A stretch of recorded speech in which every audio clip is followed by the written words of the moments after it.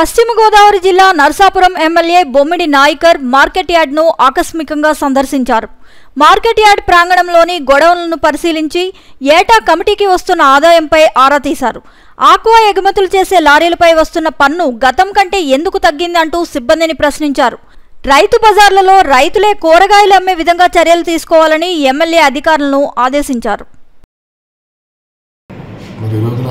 నర్సాపురం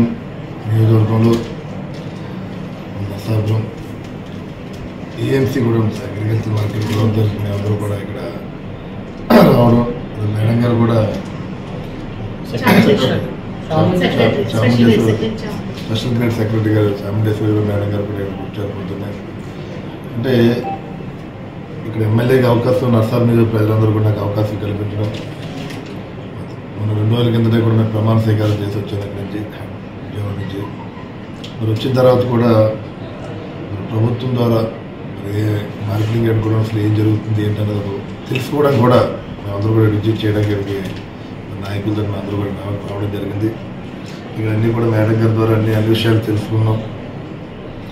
ఇక్కడ చూస్తుంటే drinking water కూడా లేదు, వీళ్ళకి త్రాగునీరు అన్నది కూడా ఇక్కడ లేకపోవడం కూడా వాళ్ళందరూ కూడా ఇబ్బంది వ్యక్తం చేస్తారు స్టాఫ్. అదేవిధంగా ఇక్కడ రాబోయే రోజుల్లో కూడా డ్రింకింగ్ వాటర్ కూడా మనం అరేంజ్ చేసే విధంగా మనం ముందుకు వెళ్తాం. అదేవిధంగా ఏదైతే సెస్ మన మార్కెటింగ్ ద్వారా ఈ ఆక్వా రైతుల దగ్గర నుంచి కానీ కలెక్ట్ చేసే సెస్ అన్నది కూడా ఇక మన నియోజకవర్గం పరిధిలో చూసుకుంటే కనుక చాలా తక్కువగా కనపడుతుంది.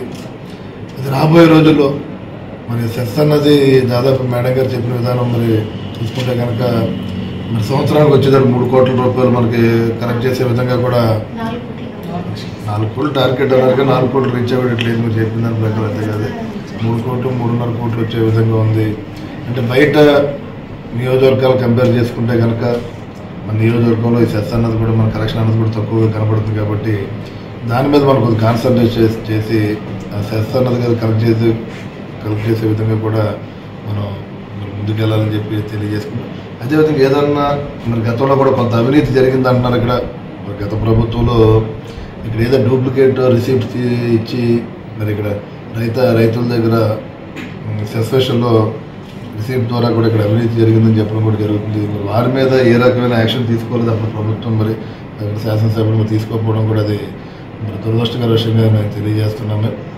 అదేవిధంగా రాబోయే రోజుల్లో కూడా ఎక్కడా కూడా అవినీతి అన్నది లేకుండా రైతుల దగ్గర నుంచి కలెక్ట్ చేసే ప్రతి రూపాయి కూడా ప్రభుత్వానికి వచ్చే విధంగానే మేము ఇక్కడ చర్యలు తీసుకుంటానని చెప్పి దీని సందర్భంగా నేను మీడియా సోదరులతో నేను తెలియజేసుకుంటాను.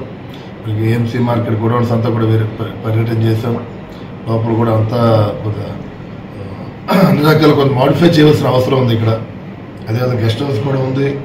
ఇక్కడ కూడా ఏంటంటే గెస్ట్ హౌస్ కూడా దేనికి ఉపయోగం లేకుండా లేని విధంగా కూడా ఇక్కడ కనపడుతుంది. కాబట్టి ఏదైతే ఇక్కడ గెస్ట్ రూమ్ ఉందో గెస్ట్ రూమ్ కూడా కొంత ఆధునీకరణ చేసుకుంటే కనుక రేపు మొత్తం గవర్నమెంట్ నుంచి ఏదైనా రివ్యూస్ అన్నది ఇక్కడ ఏదైనా అఫీషియల్స్ వచ్చినప్పుడు లేకపోతే క్యాబినెట్ మంత్రులు వచ్చినప్పుడు డిపార్ట్మెంట్ వైడ్ మనం ఓవరాల్గా కూడా ఇక్కడ ఏమైనా మనం ప్రోగ్రామింగ్ అన్నది ఇక్కడ పెట్టుకుంటే కనుక బాగుంటుంది. దాన్ని ఏమైనా మాడిఫై చేసి శుభ్రం చేసి ఇక్కడ రివ్యూస్ పెట్టే విధంగా కూడా నేను మరి చర్యలు తీసుకుంటానని చెప్పి సందర్భంగా తెలియజేసుకుంటూ మరి మనందరూ కలిసి ముందుకెళ్తానని చెప్పి సందర్భంగా తెలియజేసుకుంటూ మరి నిన్ననే రాష్ట్ర వ్యాప్త క్యాబినెట్ జరిగింది.